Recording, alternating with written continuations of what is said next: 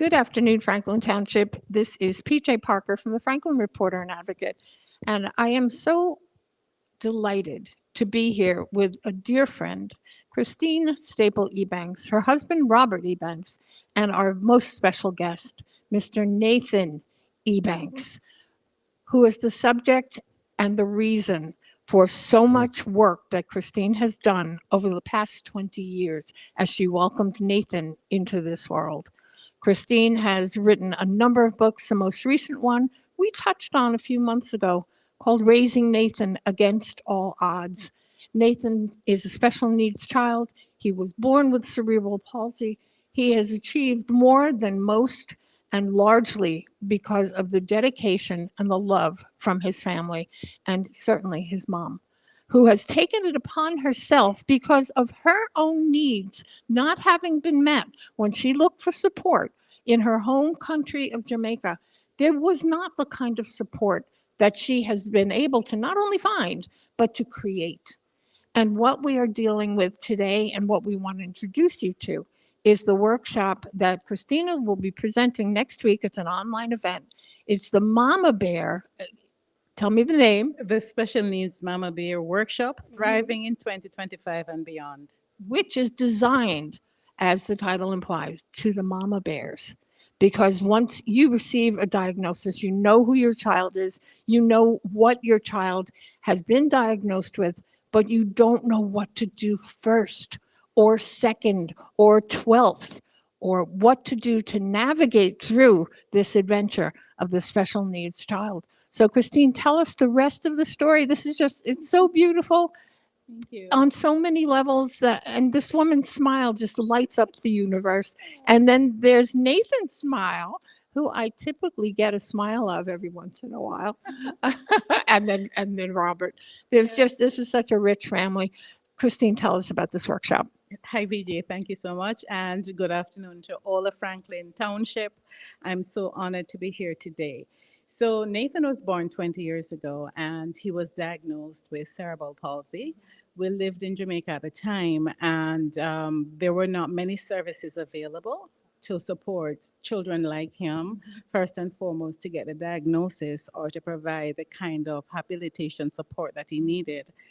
And I cried for a while. And then I made a choice that I would do everything that I could to support this young man.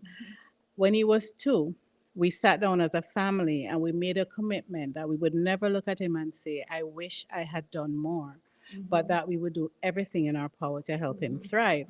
So through that, we started a foundation to see if there were other parents who were having the issues. And that's when we found out how widespread the issue was. And that led me into getting into advocacy, advocating to the government for services, as well as getting into training, because we didn't have, and still to the most part, we don't have the range of therapeutic services that are needed for children like Nathan. And but the children still need the service, even though it doesn't exist. So I got into working with other professionals to design training for parents and to provide speech therapy training that will support parents to understand how they can help children build communication skills, functional communication skills at home. We worked with physical therapists to teach us how to, in the everyday movement of life, how we can support the children to develop movement patterns that are functional, to develop, you know, skills that allow them to walk and that kind of stuff. So I actually got into this kind of work by default because when I did the first workshop, that was supposed to have been it. And then parents kept coming to me to ask me, when is the next one? Because they didn't have access to this kind of service anywhere else. So that's how I got started. And that's how I got started also in writing, because I journal, I document, and I realized after a while that I was creating all of this knowledge that I wish I had access to when Nathan was diagnosed. And so that's when I started publishing. And I started also building social media pages to get information out there and to bring parents together. The dauntingness of this adventure that you have journeyed through for the last 20 years, I can't imagine what the first thought must have been that goes through your mind when someone tells you this is your child and this is about to be a very different journey than one that you may have anticipated. And that, I think, for me, as someone who has observed what you're doing and just embraced it so thoroughly, even though I don't have human children, but I have special needs puppies, it's so totally non-related. But the fact that you sought the knowledge that you needed to be able to help your child without having any resources, and now you have become the resource. So this is a miracle, Franklin, a miracle not born of the ethos, but born of determination and love for her child, and the willingness and determination to have that child have the best possible life that he can have. With that, you parents who are journeying through this for the first time, you don't know where to start. Christine is doing an amazing workshop this coming March 6th. So I think that's next Thursday. And she'll help navigate through some of the questions that you know that you have, but don't know where to turn. So give us some more information. I'm sure I'm missing so much detail. So no, but you're getting it there. So the workshop is part of capacity building for parents and for mamas, because for the most part, the husbands are there, but for most part, mamas are the ones who are the caregivers. And so we find that we get involved in caregiving almost to the exclusion of ourselves because we don't know how to create that balance because we want the best for our child. I remember when I just started doing caregiving with Nathan, I would collapse into bed, after midnight, because after he's gone down, then you have to wash and you have to clean and you have to prepare for the next day. And I didn't know how I was going to do it. And I had a supportive family, but a lot of the caregiving role still fell on me because then you're navigating appointments, you're looking for what you need to know. And so you lose yourself. And so for 10 years, we never had a date. Oh my. We were so caught up in the caregiving role that we just never really thought about our lives together as a couple. We just focused on what needed to get done and we did it. And we found out that was not sustainable. It wasn't sustainable for relationships. It wasn't sustainable. It wasn't healthy for him and our other children. And it wasn't healthy for us. So in the workshop, it starts with you is the first topic that we cover, where we walk back through the process of helping parents to identify where they are in the cycle, because it is a cycle, moving from diagnosis to acceptance and beyond. And so we walk parents through and help them to create an action sheet for how am I going to move from where I am to the next point. Then another significant component is advocacy. You have to advocate for everything for your children. As I say to parents, no system will ever understand your child like you do.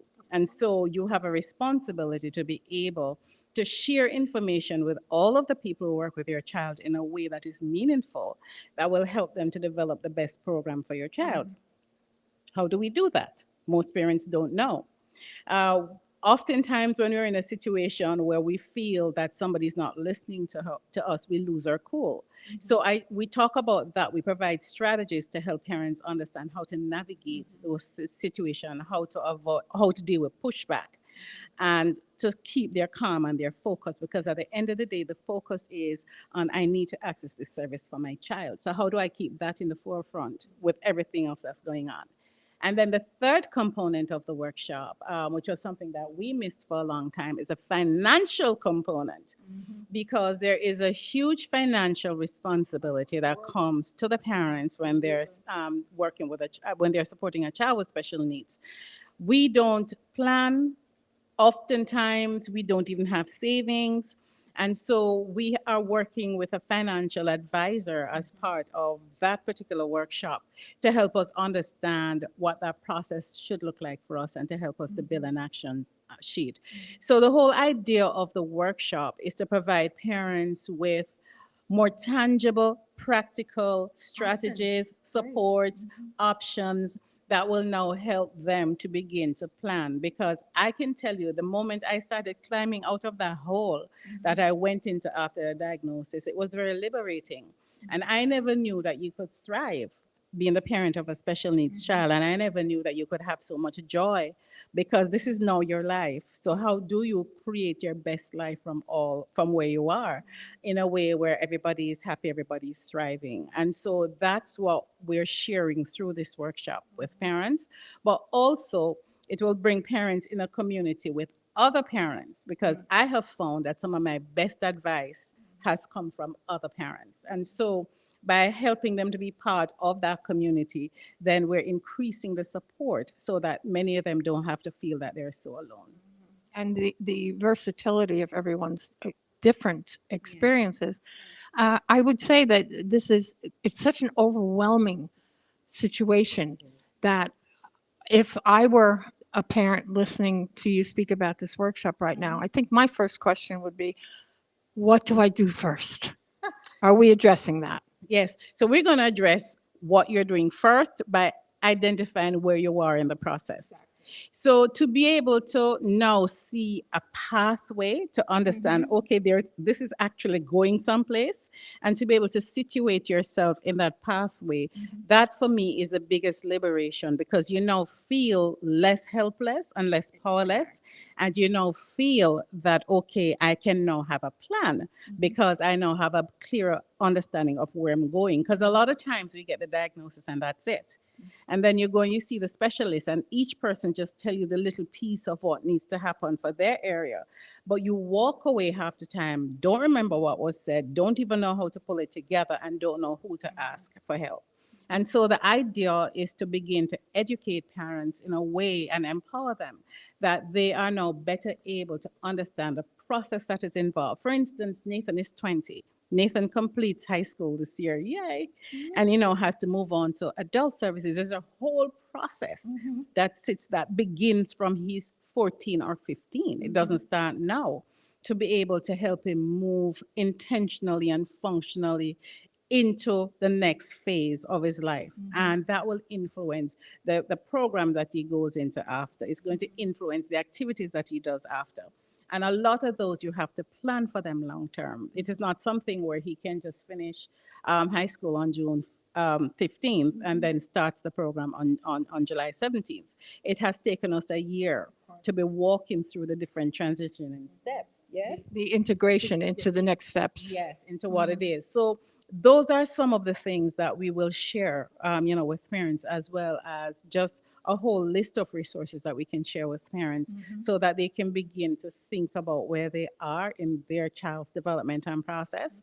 And they can also think where they are as a parent in terms of what support do I need and where can I find that kind of support. And so it's just a great opportunity for parents to just come and learn and grow and contribute. Who is the ideal participant in this program for you? The ideal participants are parents, but in particular mothers. Special affinity to mothers. Mama Bear, that would be. Because we know that mothers are usually the primary caregivers, not all the time, but they're usually the primary caregivers.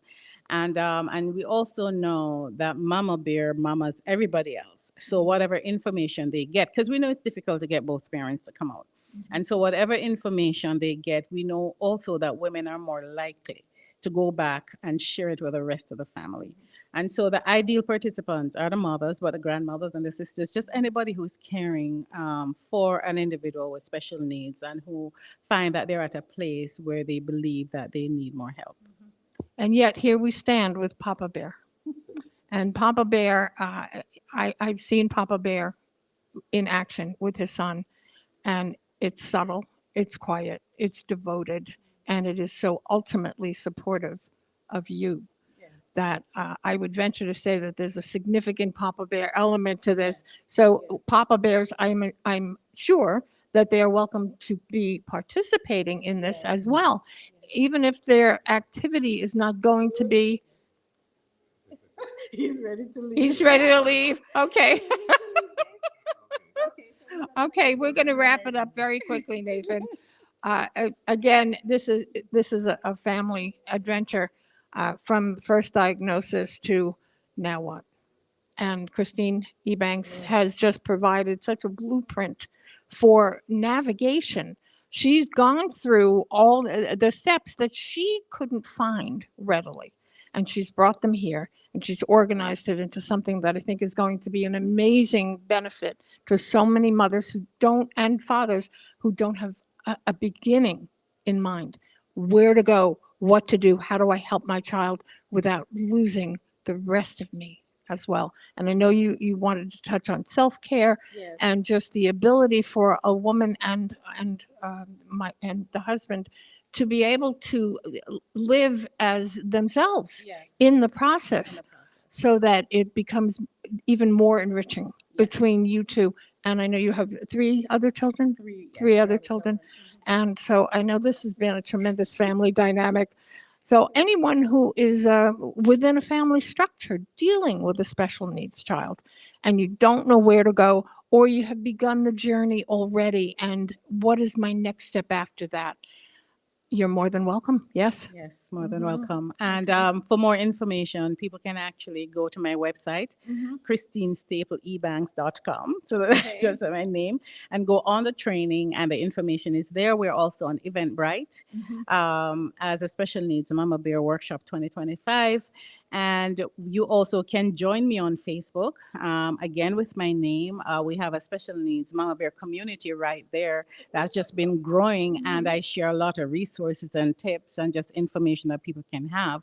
And so those are some of the ways that people can get in touch. People are interested. Registration is required for the website. There is a cost, and the cost does cover materials. We have some books that we're going to give out that are very helpful, some templates, some handbooks, and it covers that. And so people who want to get in touch with me can actually call 732-484-7092. I don't use that number a lot. So that's 732-484-7092, and I'd be very happy to provide more information.